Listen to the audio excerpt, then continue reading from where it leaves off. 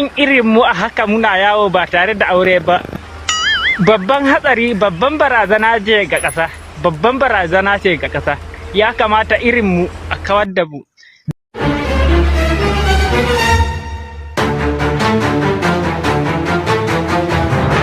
Ba a gaya wa ɗan yau.